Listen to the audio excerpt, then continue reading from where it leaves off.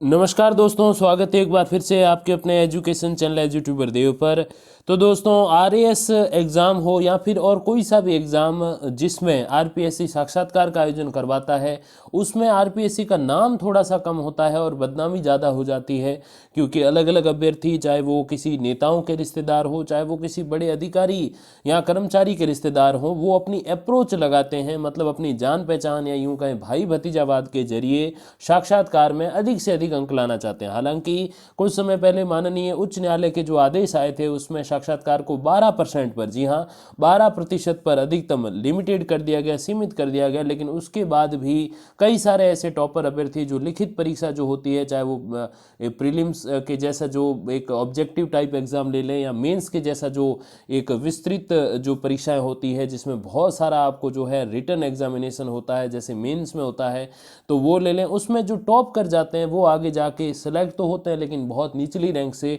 क्योंकि उनके पास वो नेताओं की या अधिकारियों की वो पावर नहीं होती जिसके बेसिस पे वो भाई भतीजावाद या यूं कहें नेपोटिज्म के बल पर अपने अंक बढ़वा सके। तो इससे बचने के लिए आरपीएससी ने पहले क्या किया, ऑन स्क्रीन जो अपने मार्किंग सिस्टम है वो किया। उसके बारे में एक वीडियो मैंने पहले ही बना रखा है जिसमें आपको अच्छे से मैंने समझाया, तो वो आप जरूर देख लीजिएगा, जिसका लिंक मैं डिस्क्रिप्शन में देने की कोशिश करूंगा।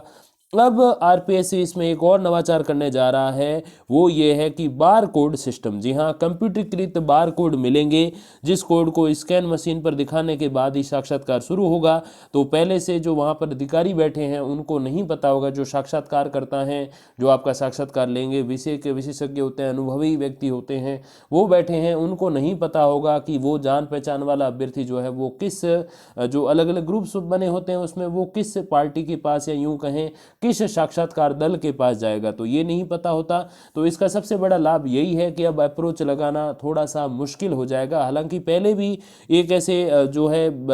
जनरेटेड एक बारकोड टाइप देते थे, हालांकि वो ऑनलाइन नहीं होते थे, ऑफलाइन होते थे, और उससे जो है एक रोल नंबर से अलग जाके वो चीज़ें दी जाती थी। तो वो एक पहले भी सुरक्षा थी, लेकिन अब ये सुरक्षा और इम्प्रूव हो गई है और बेहतर हो गई है। साक्षात्कार की मौजूदा प्रक्रिया मैनुअल है। इसमें अभ्यर्थियों को काल्पनिक रोल नंबर, जैसे मैंने आपको बताया कि एक अलग ही रोल नंबर से अलग एक रोल नंबर मिलते थे, तो बोर्ड सदस्य और विशेषज्ञों को भी अभ्यर्थी के नाम, पते और अन्य जानकारी नहीं होती थी। लिहाजा आयोग ऑन स्क्रीन मार्किंग की व्यवस्था के साथ कंप्यूटरीकृत बार कोड सिस्टम की शुरुआत करने की योजना बनाई है।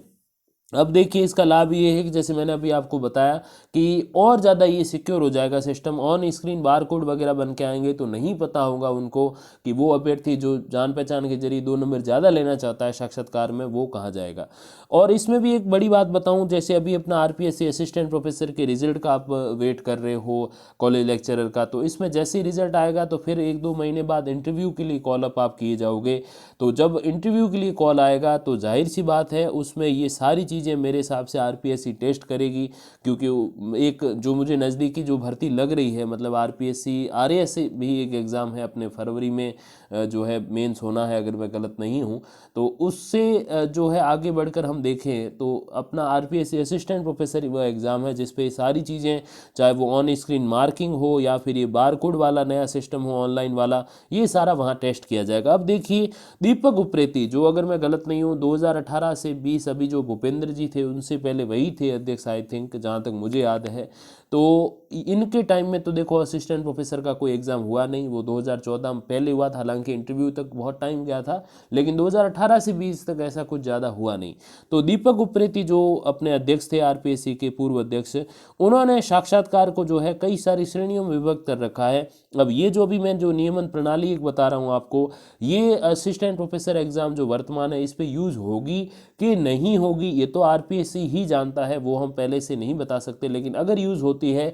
तो देखिए किस प्रकार जो है साक्षात्कार की पूरी प्रणाली रहेगी। तो देखिए क्या लिखा है कि उनके फॉर्मूले, किनके, दीपक उप्रेती के फॉर्मूले के आधार पर अभ्यर्थियों के समीक्षा परीक्षा के प्राप्तांकों का 40%, यानी कि जो टोटल इंटरव्यू होना है उसको अलग अलग भागों में डिवाइड कर दिया। तो 24 नंबर का इंटरव्यू है, उसमें से जो है 40%, यानी कि लगभग 10 अंक, 9 पॉइंट समथिंग हो रहे हैं, लेकिन आप मोटा मोटी 10 मान लो, तो 10 अंक जो है वो आपकी परीक्षा में, जो लिखित परीक्षा या प्रीलिम्स में जो भी है उसमें जितने अंक आए, अपने आरपीएससी असिस्टेंट प्रोफेसर का जो एग्ज़ाम होता है 3 पेपर होते हैं और उनका टोटल जो मार्क्स है वो 200, तो उन 200 में से आपको जितने आए हैं वो कहाँ जोड़े जाएंगे, वो जोड़े जाएंगे उसको जो है 40% के रूप में माना जाएगा। 200 को कितना, 40%, यानी कि अगर 200 में से 200 है तो 10 अंक आएंगे और लगभग 100 के आसपास है तो 5 अंक आपको इसके मिलेंगे। 24 में से बात कर रहा हूँ। और अकादमिक योग्यता यानी कि जो आपकी एकेडमिक जो एलिजिबिलिटीज़ हैं, मतलब कि आपने पीजी किया है, यूजी किया है, नेट सेट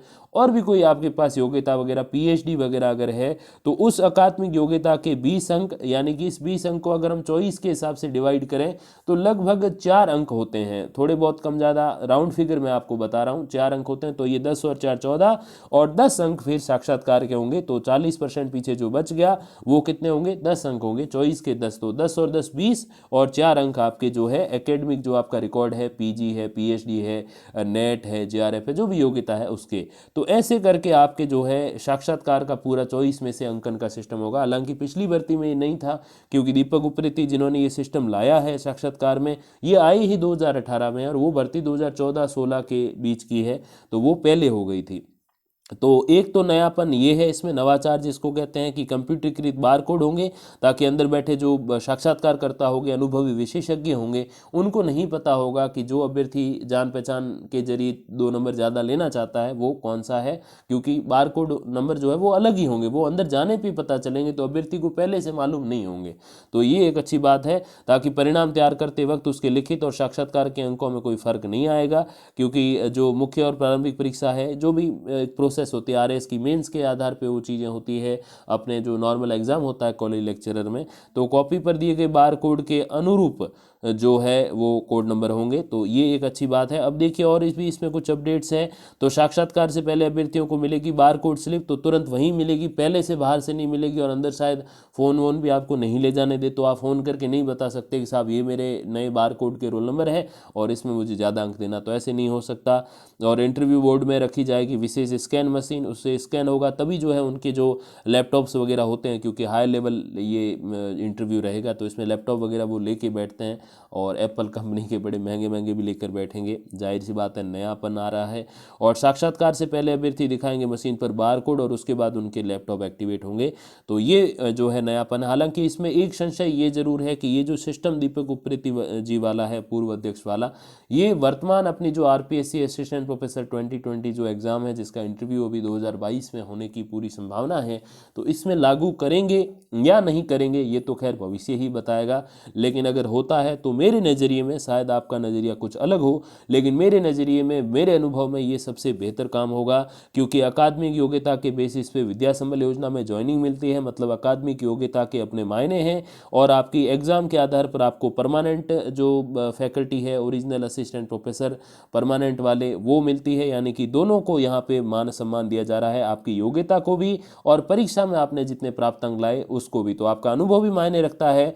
और आपकी मेहनत भी मायने रखती है, दोनों को 60% मायने दिए गए हैं, और 40% इंटरव्यू के अभी भी अंक जो है लगभग 10 अंक 24 के आप लगभग मान लो, ऑलमोस्ट 9-10 हो रहे हैं, आप लगा लीजिएगा हिसाब एक बार और, तो 9-10 अंक उसके भी है। तो सभी को साक्षात्कार के भी मायने हैं, अनुभव के भी हैं और योग्यता के भी हैं, यानी कि आपके परीक्षा में जो अंक है उसके। तो अगर ये सिस्टम लागू होता है तो मैं समझता हूँ ये बहुत ही बढ़िया कदम होगा। बाकी आपका कोई क्वेश्चन है तो आप ज़रूर कमेंट बॉक्स में उसे लिखिएगा। हालांकि समय अब थोड़ा सा कम ही मिल रहा है, तो इसीलिए मैं जवाब नहीं दे पा रहा, 1 सप्ताह पहले बीमार भी हो गया था, तो अभी तो जैसे ही मुझे समय मिलेगा तो मैं डेफिनेटली आपके क्वेश्चन सारे आंसर करूंगा। ऐसे नहीं एक आधे कमेंट को करूं बाकी को नहीं करूं, ऐसे नहीं करूंगा, जब करूंगा सभी को आंसर दूंगा। तो तब तक के लिए आप बिल्कुल तैयारी रखिए अपनी, जो भी आपका सब्जेक्ट है उसकी मेन टॉपिक्स जो है वो तैयार करिए, ताकि इंटरव्यू के लिए भी काम आए, और ईश्वर ना करे ऐसा कुछ ऊंच नीच हो जाए कि इंटरव्यू तक नहीं पहुंचो या पहुंच के रह जाओ, तो अगली भर्ती में काम आ जाए। तो आप दोनों स्थितियों में जो है लाभप्रद जो है एक तरीके से तैयारी कर सकते हो।